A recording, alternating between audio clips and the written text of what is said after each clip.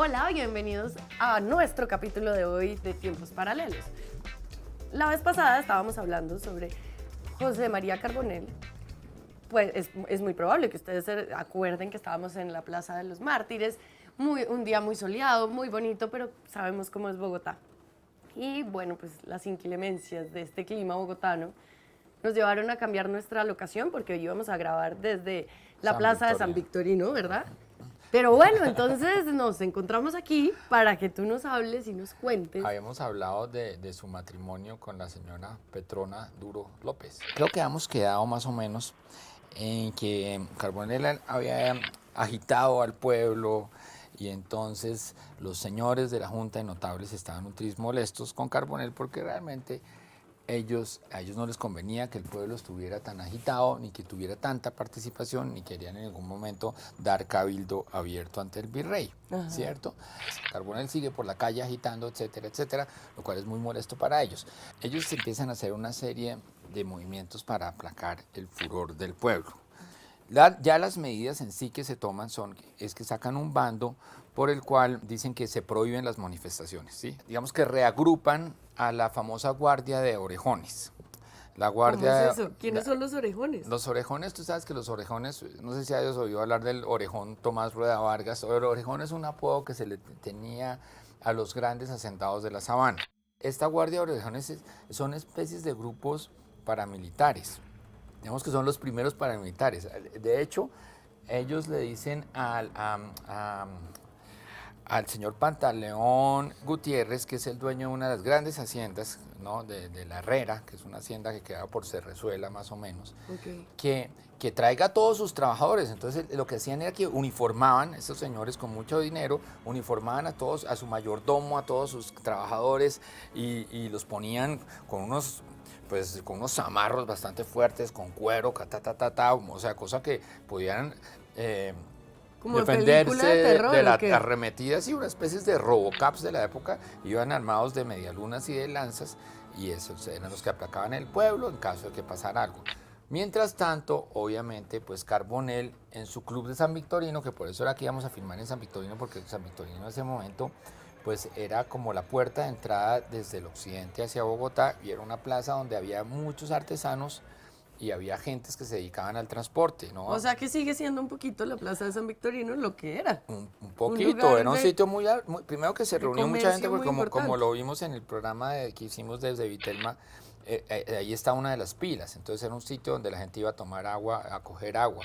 Es curioso lo que pasó ese 6 de agosto, porque es que es como si tus 15 días después de la toma de la Bastilla, el pueblo francés se pusiera a celebrar el origen de la dinastía de los Capetos. ¿Sí me entiendes?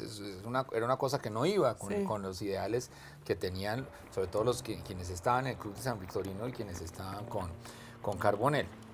¿Y qué era este club? El Club de San Victorino era, digamos que fue el primer levantamiento popular, digamos que tú lo podías ver como una especie de la izquierda de la época, cuyo objetivo era tener al pueblo sublevado. El hecho fue que él finalmente se va con toda esta gente, ¿no? Un par de días después, a pedir la prisión del virrey y la prisión de la virreina. Llegó la guardia de orejones, llegó todo el mundo, trataron de aplacarlos, pero esto fue una pedrea violenta y vieron que no podían hacer nada. La Junta se empezó a preocupar y finalmente toman la decisión de trasladar al virrey a la cárcel y a la virreina a la cárcel. El traslado de la virreina fue una cosa bastante chocante, en cierta manera, para la sociedad, para la alta sociedad bogotana, porque salieron como más de 600 mujeres de la plebe y se llevaron a la pobre doña Francisca arrastrada del pelo y le pegaban, mejor dicho, fue estilo francés la cosa, ¿sí? Bueno, Fernando, pero uno podría pensar que las cosas iban como por el camino que todos los revoltosos querían, porque ya los virreyes estaban en la cárcel. ¿Y cómo es eso de que ahora José María entra a la cárcel? Pues fíjate que siempre pasa una cosa que es casi que lógica, ¿no? Como en estos movimientos siempre hay uno que otro que se excede. Algo así debió pasar, y al otro día se armó una manifestación, ya no del pueblo, sino del notablato y de la gente decente de Bogotá, que fue con sus camisetas blancas, como ya hemos visto, ¿no? A hacer una manifestación en pro del virrey y la virreina, porque eso que le han hecho a la virreina, pues Era un terrible, horror. el horror. Simplemente, casi que inmediatamente, van y toman preso a Carbonell y a tres de sus Porque amigos. él era como el más visible de toda la cosa. Él era cabeza, obviamente visible de toda la cosa. No sé si quieres que te hable de la segunda prisión, Pues que creo claro. que es la realmente importante. La segunda ya tiene que ver más con cosas políticas, ¿no? Ya estamos más adelante en el tiempo, ya existe un congreso que han creado y existe la Junta de Notables de Santa Fe, que realmente no son de Santa Fe todos, porque Camilo Torres es de Popayán y hay mucha gente de todos lados. En este congreso llegan representaciones de todas las provincias del país. Pero ¿qué pasa?